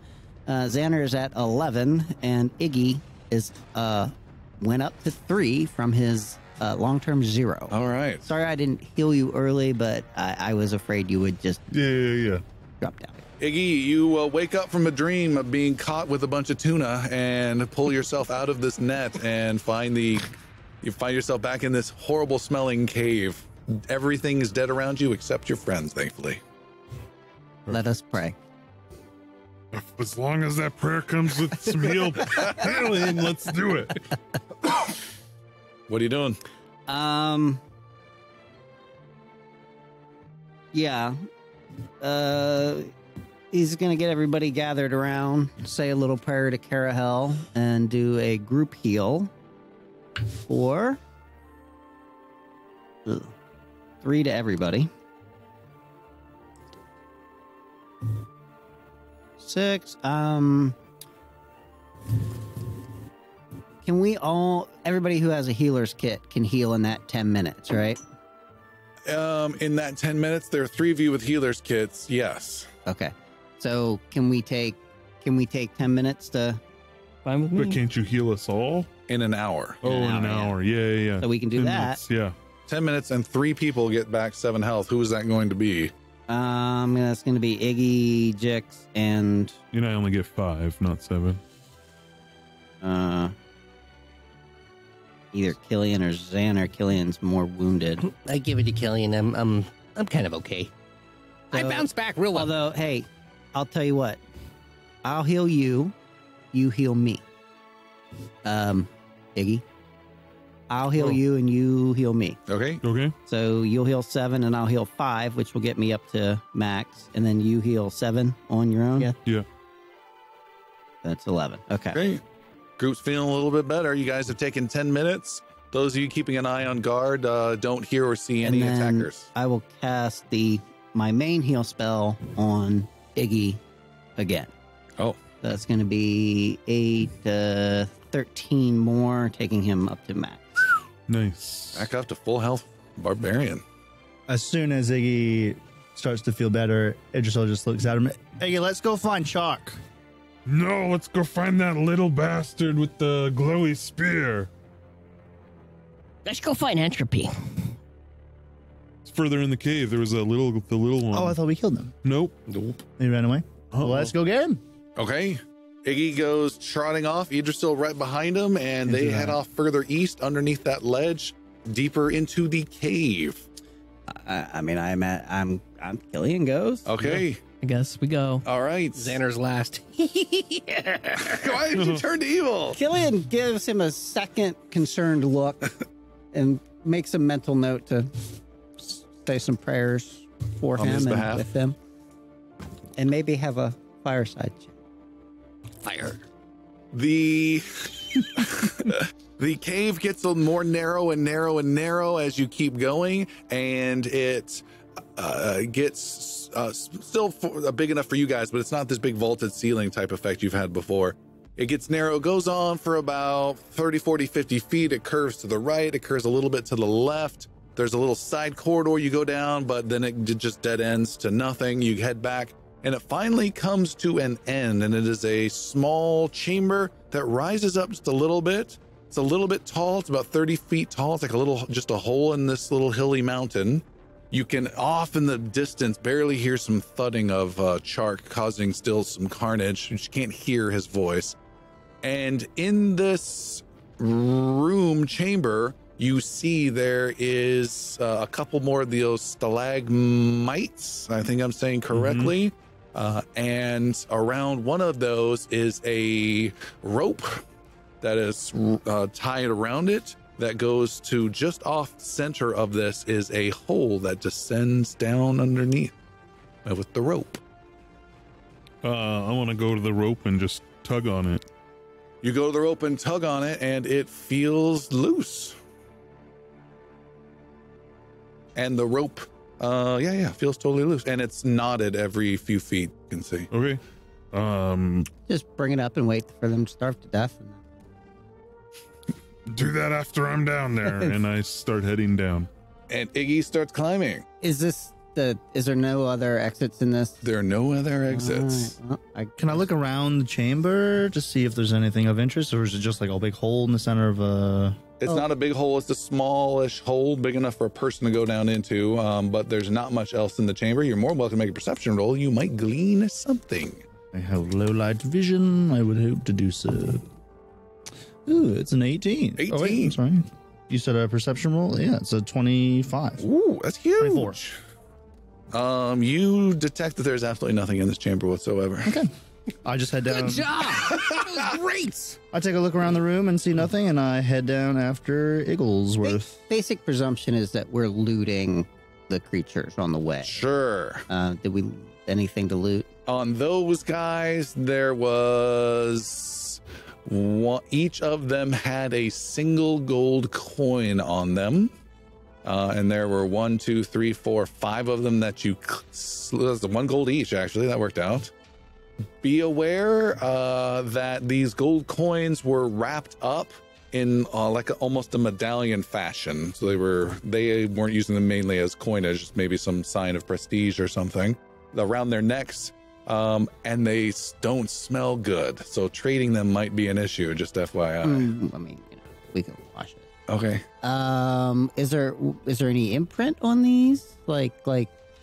Yeah. Make a society roll, my friend. 13. 13, there's an imprint. It looks to be some regal figure you do not identify. Okay. And Iggy, you are descending with Idrisil not too far behind you. You are descending into a 50-foot deep, hugely wide cavern. So this is maybe a half-mile wide, huge cavern right underneath that. In the center, direct center of it, is a 50-foot rope with little knots every 5 or so feet that go right up to the top, where there is a tiny itty hole that you guys are now coming down into. Iggy, you are climbing and climbing. You start looking down with your dark vision. You can see there is reflective phosphorescent light off of some strange bioluminescent flora here and there. You see beneath you is a ghostly blue ruined city below. You see towers made of stone that are at weird slants, almost like an Aztec type architecture style. You see some ziggurat style buildings that have flat tops with raises up to them with different stairs. You can see there are huge avenues and pathways, but you see no movement. There's no manufactured light like torches or lanterns or anything like that. It looks quiet and forgotten, and that is where your rope goes. It is that's pretty darn quiet. You can hear there is a little bit of a ghostly-ish breeze like going through the air. Does the rope go all the way down? All the way down. And ends in some broad intersection avenue. Okay. All right. As we're climbing down, I just kind of whisper to Iggy, I don't like the looks of this. I don't either. Maybe we should go back up. If we can't see him, I think it's a further track. I want to at least get my feet on the ground and see what I can see. He continues down. You following him still? Are you gonna follow your buddy? Yeah, Cover him? I mean, or are you reluctantly, I am. All right. Maybe we should use the spyglass. I don't think I can do it from here and not fall. Killian said he was going down. So, Jix, Xander, you're up at the top. Are you going? Jix is going. All right, Jix starts climbing down the rope upside down as usual. Xander follows down behind. Okay. As soon as I get into the chamber and see the city, You cut the rope behind you so no one can follow? just to make sure. but I will absolutely go, wow! You all hear that pretty loudly. Ow, ow, ow. And normally with this distance, you would have to make some sort of athletics roll, even on a rope. But with these knots, everyone's totally fine. You're making your way down. Leading the charge is the dwarf Ignal Heavybringer. You clamber down this rope and your feet touch the ground. You are in an intersection of 2 wide avenues. It could fit 3 wagons abreast going one way, and then you're at this intersection, so there's a lot of space. The ground is made up of very smooth, pale blue stones that are lit up by, again, this bioluminescent flowery growths that have grown on some of the edges of these buildings. Definitely more on the walls off in the distance, so it lights them up a little bit more from behind, but you can make out everything pretty well. Even you, Killian, can see the everything pretty darn well with your limited visibility. It is quiet. There is no one coming out to attack. There's nothing nasty along those ways either. Do I see any like footprints? I'm assuming it's like kind of probably not well traveled, but so looking for any signs of this little bastard we saw earlier. Make a survival roll. 17. You see there are several marching sets of footprints that have come to this location. A whole bunch of chaos of movement right underneath this rope that scattered a lot of what little dirt and stuff is on this ground. but you do also see one set that has moved away at some speed, a distance between the footprints, that has head off to a building just off to the side of the avenue. Okay, I'm gonna follow those footprints. Okay. Would you like to do quickly to quickly gain, or would you like to do stealthily? Stealth. All right. He goes stealthily. Idrisil, you have arrived at this location as well.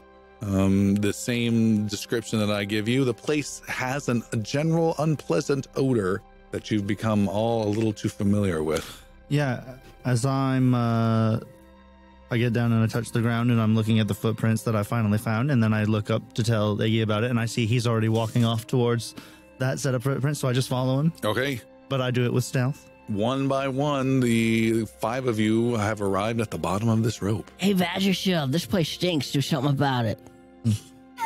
Let's get up my perfume and start spraying. Okay. Iggy, you are taking the lead still. You head towards this building. It seems impressive. It has a statue of 2 tall soldier, almost Spartan-like warriors that guard the door. But they don't look menacing. They just look more regal and proper. It looks old, but it looks strong and secure, not crumbly or anything like that. And you make your way up some steps and enter through a large doorway. There's no door, but it's like just a perfect rectangle, about 20 feet tall and 8 feet wide of an entrance that you walk into. And everyone else is falling behind. Do you guys want to do something different or go somewhere different? No, we're following. Killian's following. One thing I'd like to do, because everything is still blue, I will detect magic. Okay. You are now detecting magic. I'll keep that in mind as you're going.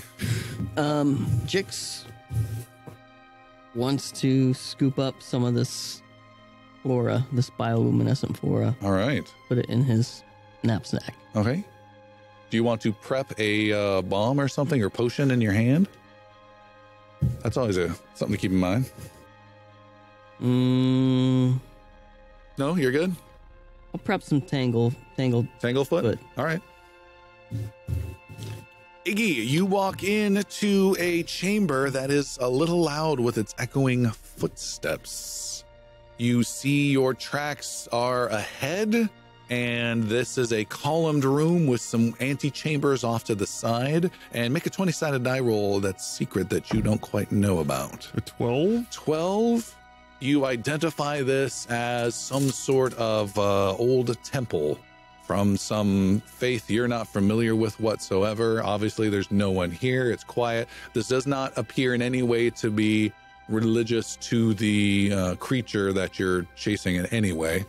The structure, again, appears strong. There's no crumbling. There's a statue of a tall woman, gorgeous looking, with hair covering half her face. Across the other side is a tall man. They kind of have like this welcoming, warming hand gesture. They look very human, and but you don't recognize them at all. The place looks a little like our map that's going to appear on our screen. That's kind of the vibe of the place that you're looking at. Each footstep that you take makes a little more noise than you'd care to. You said you're being a little stealthy though, right? Mm-hmm. Give me an overall stealth roll, please. 11. Idrisil, you were right behind him. Can you also make a stealth roll, please? That would be a 23. Okay. As you are stepping a little loudly, Iggy, a silent elven ghost gently reassures you that he's right behind you with a tap on the shoulder, as Idrisil is right there. And then you hear some sort of giggling and wow sounds from outside the temple that sound slightly gnomish in nature. And you need to both make perception rolls as well. We followed them at this point. Okay. Jixie's following as well? All right. It's a natural one. Okay. 13. You're very silent, but you're oblivious to all. I'm gonna use a hero Just point. concentrating. He's put so his hands hard. over his eyes. I can't be seen. But I'm gonna try it again. I'm gonna just shake my head down and use a hero point. You rub your eyes. Oh, With another Natural one. Okay. We retire this die for the day. With no idea of what's going on, Idrisil, at the last second, you see a spear flying your way. This is no normal spear. It is lit up with magical light at the end. And it comes flying your way with a bonus to hit you, completely surprised. It gets only a 10 to hit. Does not hit. Instinctively, the elf steps out of the way. The spear goes clattering back, and you see that creature that you were following comes running out. It dives over the altar where it was hiding behind in the center of the temple, and it skitters a whole bunch of coins and objects that were across from it, runs across this old temple, and comes charging at the two of you. The rest of your party come running in as well, and all of you can go, and we'll go with Iggy and Idrisil first. I'm not even gonna hesitate. I dodge and then I run at this thing. Okay, you're charging at him? Yeah. Okay, well, that's an action. Now, what else are you doing? I'm just gonna tackle it. Oh, okay. I'm not even gonna take a spear. Make an athletics roll. A bow. Yeah. No, I'm running at this thing. With a 22. Idrisil goes running, frustrated by this craziness. You run and you collide with this creature. The two of you hit. You take 2 points of bludgeoning damage, but you have slammed into the creature, taken its breath out from it, and have it grappled on the ground. Yeah, I'm just punching it. Oh, you're punching Yeah, it. I'm just, Okay. I ran and tackled it with a 22. I hit this thing. Okay, you then have hit it. You are on the ground. You're on top of it. That's your initial impact. Yeah. You can now make a strike with a +2 to hit, a punching strike. It'll be a 17. All right, total. and you are punching. Do 1d4 points of damage plus your strength modifier. I don't know if you have that Plus one. fist action listed there, but go for it. No, I don't. Okay, 1d4 plus your strength modifier.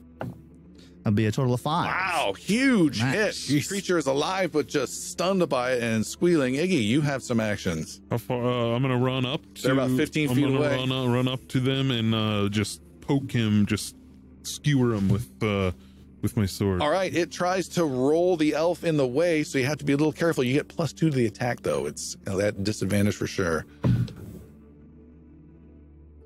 14. 14. You attack, and that's with your +2? Yep. You miss.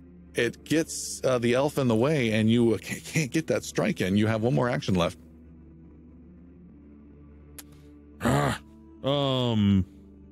I'll attack it again. Good luck. 6. 6. You miss again. You're stringing, and he's everywhere. They're just rolling around in this old temple, and you cannot get a hit. Behind you are your 3 friends. What would your 3 friends like to do? Jix runs over to the altar and begins to scoop up the coin and stuff that was scattered. All right, you run over there. You start scooping up coins greedily. We have Xander and Killian left. Killian, go for the spear. Yeah. That's right near the door. You pick up a spear. This spear is glowing with a magical white tip at the end. Killian will charge the creature with it. That is another action. You have 1 action left. You can attack the He creature. will stab it. All right, stab away. 18. 18 is a hit. This spear strikes true. What is that? Spear 1d6 normally. Yeah, roll your damage. 1. That's not what's supposed to happen. You do 1 point of measly damage and stab the creature. The creature hisses at you and then it back. then looks at this wild elf on top of it and looks at your face, Idrisil, and the creature panics and starts freaking out, Idrisil, and it lets go of you and is completely defenseless. and is trying not to get hurt.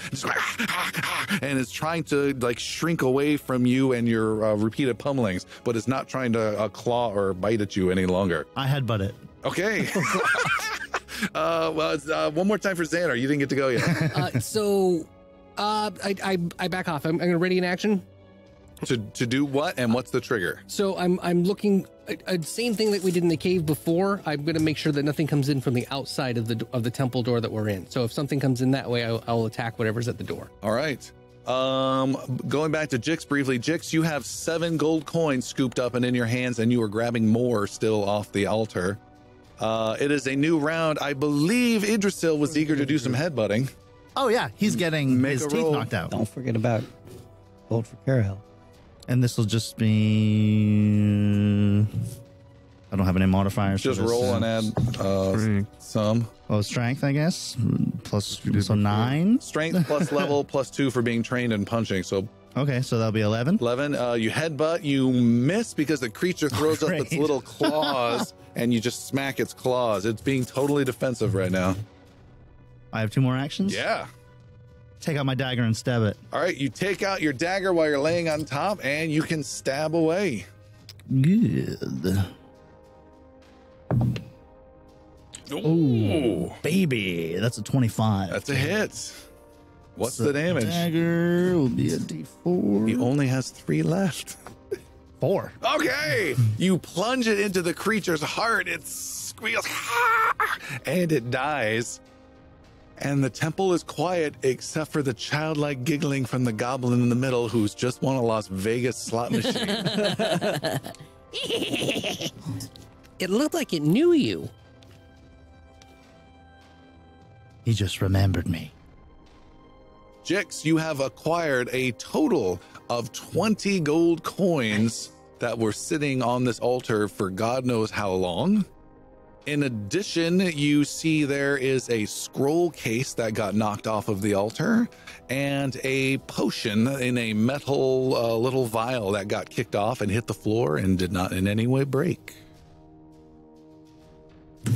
4 gold each, right?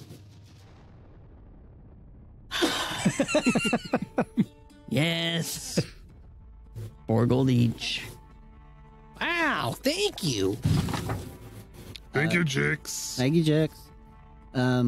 Killian will take the scroll case for now. All right, you go over to the scroll case, Yeah.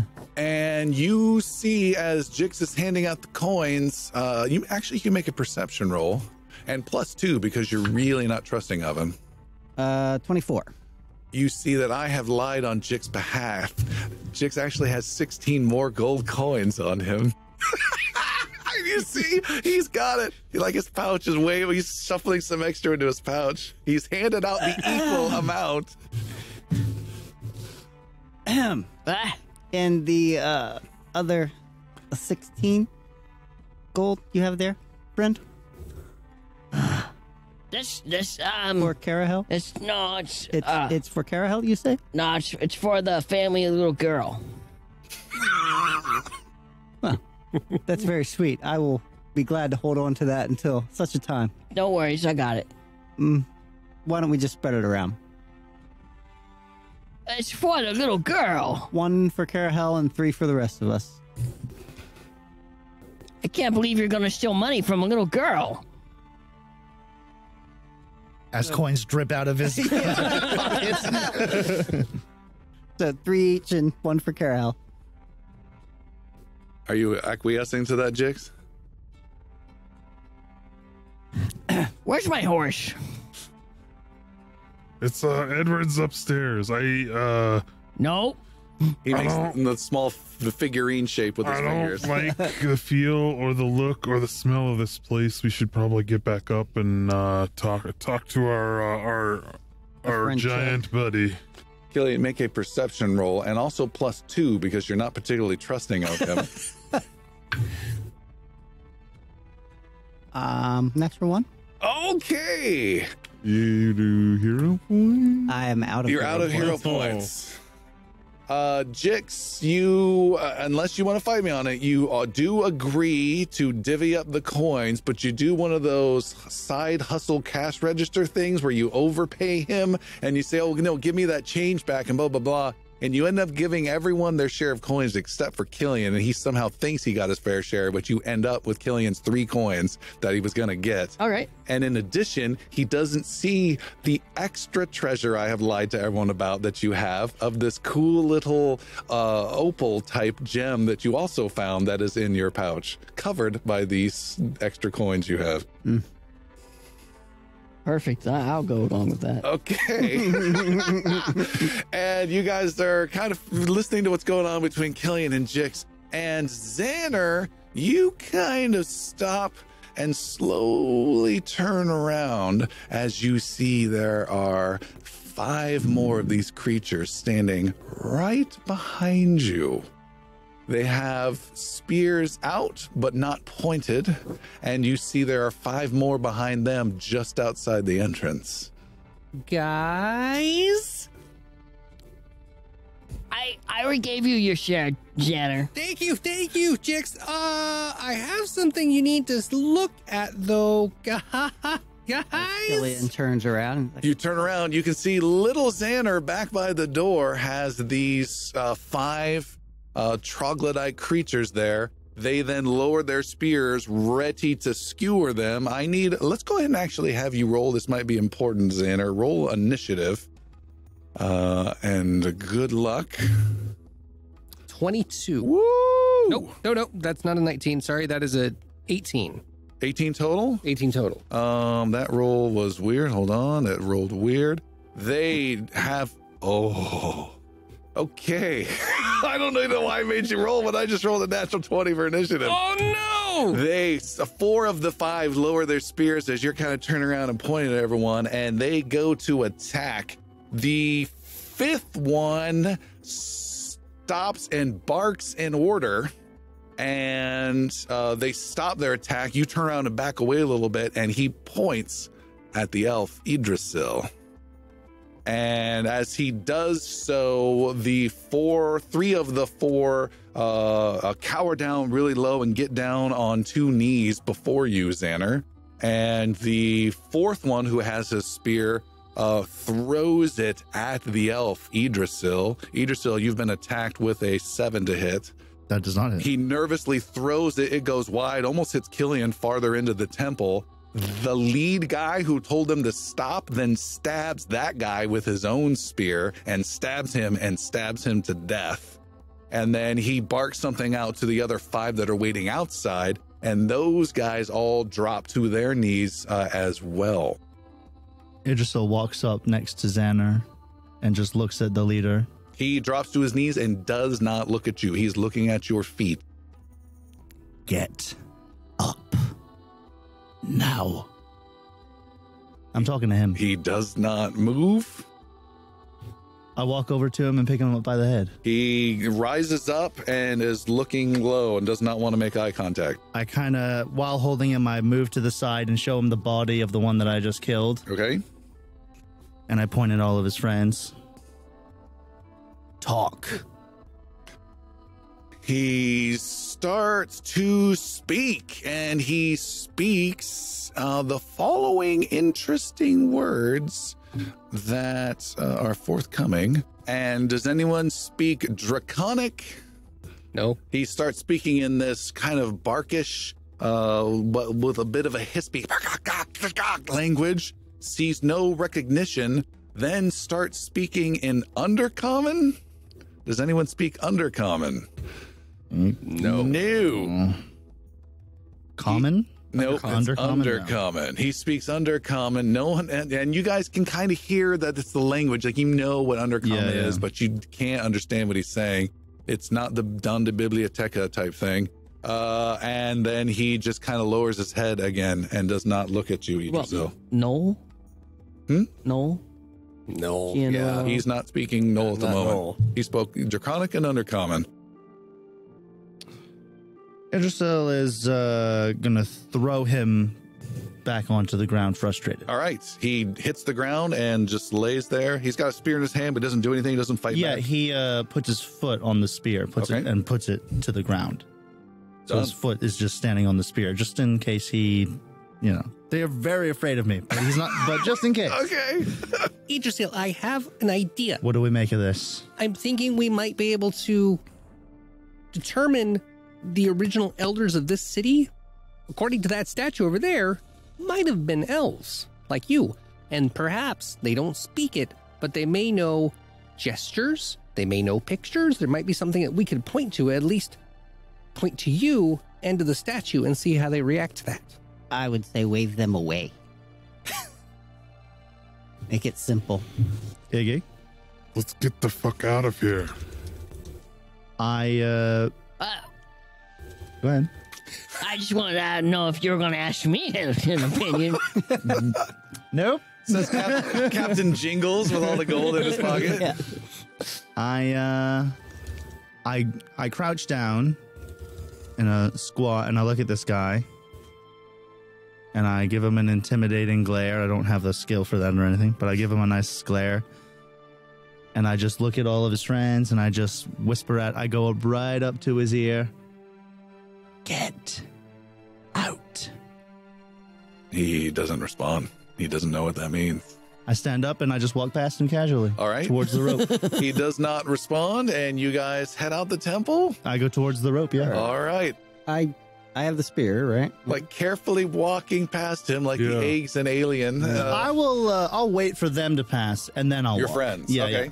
I'll wait for them all to pass these guys while they're We've gathered still... all the loot in the meantime, yeah? Yeah. Okay. Well, Jick sure has. Oh, no. Xander waits. Oh, no. What is happening? Xander waits. I think I can communicate with them. I think I can do it. And I want to wait to see if I can make a conversation at the end. I think we're at the end. It's just Xander and Idrisil and these 9 creatures. Yeah, I'm just standing there and I look back at Xander. Go. He gets them all lined up in a cone. You here? Now it's my chance to shine with burning hands. You here? They're all kneeling and still looking down at his feet. Yes. I'm going to reach down under so they can see my hand down below. I'm going to tap the ground twice and point to his face. Then I'm going to tap the ground twice and point to the statue. Okay. Behind me. And I'm going to see what they do. The lead guy lets go of his spear because it's being stood upon, and he rises up from his feet and grabs onto your hand, Xander, gently with his clawed thing, which does 1d6 points of damage and is an agile weapon. He grabs onto your hand and gently and starts to pull you towards the entrance out of this temple and holds out a clawed hand towards you, Idrisil. And even though he's within range to grab you, he does not touch you, but he holds out his hand towards you. Like an ape. I'm gonna go with him. I cross my arms and I give him a nod to go ahead. Okay. He continues to hold on to your hand, Xander, and the 3 of you who left earlier turn around. You've been waiting and waiting. You're heading kind of towards the rope. You look back. You see Xander is being led out. And by several of these creatures now are filing out, and Idrisil is kind of following behind? Yeah, again, I'm behind all 5 of them. Okay. So there's no flanking going on, or there's 9 of them. There were 5 outside, That's 4 right. left alive inside. So they are, 9 of them are kind of in a huddle circle, and they are pulling the leaders in the middle, and he's pulling Xander, and they are leaving out the temple. And instead of heading straight out towards that avenue about 50, 60 feet away, they're walking around that building and heading in a different direction. Can't let him go by himself. No, we cannot. Divine Lance comes flying. Silly gnome. All right. Iggy starts following. You coming? Sure. All right. We're going to trot back to catch up with the other two. All right. You fall in line. The creatures see you. Idrisil, you're still following that group, right? Yeah, but I'm keeping a very close eye on the leader holding his hand. I don't like him. Okay. You get gently pulled. He knows something. You get gently pulled, Xander, through these streets. You go through different like home type areas, what may have been shops, through a plaza or two, and all of them are empty. There's no one there. There's nothing there. The only sense that these creatures are in this area is just the light permeable smell that is throughout this region. They then take you down a side ramp and head down some stairs into a lower section underneath the streets of this ruined city. And you are heading underground. Do you continue to go? Further underground. Yes, that's true. Even. Yes, I will continue. All right. The whole procession of you guys then go down, and you are now walking in a subterranean area. It's not a sewer, but it's more of a maintenance type access. It doesn't look fancy. It's nowhere near as cool architecture that you see. And you are walking some distance, and it opens up into a wider chamber that was some sort of cistern or water section that is now totally dry. And in there, you can hear a bunch of hissing sounds echoing in this tight area. And as you approach, you can see there is more of this bioluminescent light coming from these flower-like structures, and also from Jix's pouch still, I believe, as well, right? You stole some? Yeah. And as you get closer, the little hissing sound grows loud, and then you hear some barking noise from the guy that's gently holding your hand, Xander, and ahead, all of that hissing stops. And you get closer and closer, and it gets brighter and brighter as you enter this larger bioluminescent chamber. And within, you see there is a layer of these creatures. There are probably 50 of them that are here. There are small hut type things they've put together. There are little matted bed type things. They have some fires that are cooking some stuff. It's very primitive, nothing at all like the stone stuff you've seen out there at all. And all of these creatures are agitated. They're hissing again once they start to see these foreigners come in. When they see you, Xander, being led in, several start going, ah, and like 6 of them start running towards some weapons that are stashed against the wall. And the whole group starts being brought in, and it's looking pretty bad as about 5 more are rushing in with just their claws ready to tear you apart, Xander. What would you guys like to do? What happens when Idrisil walks in? Nothing. They still get their weapons ready? Yeah, there's just chaos and pandemonium. What does the leader do? The leader is trying to bark orders, and he cannot be heard over them. Oh. And he is trying to make some sort of hand-high motion, and there are still some spears. A spear gets thrown and hits one of the circle of these reptilian things that was around you, Xander, and it gets wounded. And of the 50, there are now maybe 15 that are agitated and quickly swarming in, really upset. Idrisil picks up the leader. You're going to pick him up. Yeah. He's pretty beefy for you. Oh, I thought it was like a goblin size. No, he's bigger than that. He's about 5 foot tall. Oh. I walk next to him. With my free hand, I will raise it up in the air, let it glow completely red, and put a ball of fire in the middle of my hand. Okay. I know I'm holding it high, which means it's like 4.5 feet up now. All right. But that's what Xander's going to do. It's just to hold the fire up and just to indicate that there is power, and perhaps not so much intimidate, but indicate that I'm here and peaceful. Yeah, they see a red fist of fire appear, and then on the other side of the guy, they see a blue shield appear, kind of at my elbow, my cantrip shield. Xander, you started with fire. Make an intimidation roll. I'm going to use a hero point for that intimidation roll. All right, re-roll. You must take the second roll. Is a little low. Yeah, 17. 17. The chaos stops for a moment as they see this flame being held by some sort of magic. And I didn't quite catch Idrisil what you were doing. I see his flame raised in his right hand, so I raise my left hand and my shield appears. Okay. My blue cantrip shield. Make a roll for me of unknown type. That's an 18 with no no modifier. Pretty darn good. I do need to know the total result. What is that as a performance roll? 22. Wow, that's unexpected.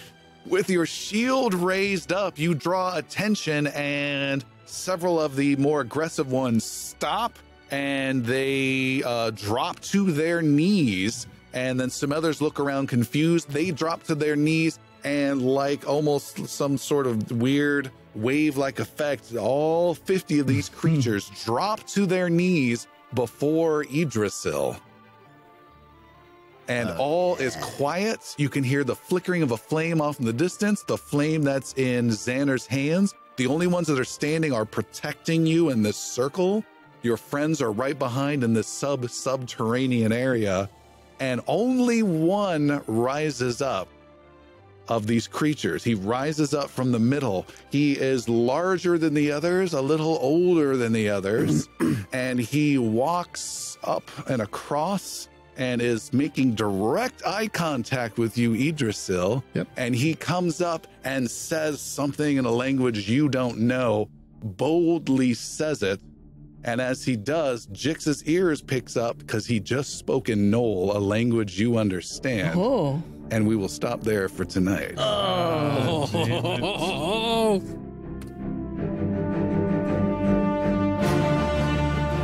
Our heroes rescued and joined forces with Chark, the hill giant, with the promise of later being taken to the Swamp Witch. They charged into a lair of lizard primitives, slaying any who stood in their path, before finding a rope descending down into an underground city. This old city of smooth blue rock had long ago been abandoned, but was now home to the lizard people. Being viewed as threats and possible gods, the heroes were led deep into the lair of these lizards, getting even further from the witch and the missing girl. Thank you to Alistair, Jeremy, Tim, Chris, and Seth. Thank you to our sponsor, the Fantasy Grounds Virtual Tabletop. Want to hear after-show audio, character creation, access maps, suggest quest ideas, more behind-the-scenes audio, and show your support for the show? Well, drop by patreon.com/ingloriousbards. Your support there will help keep the show going strong. What do these lizard people want with the heroes? Why do they live beneath this abandoned city? And will the heroes ever find the missing girl in the hands of the Swamp Witch? Until next time.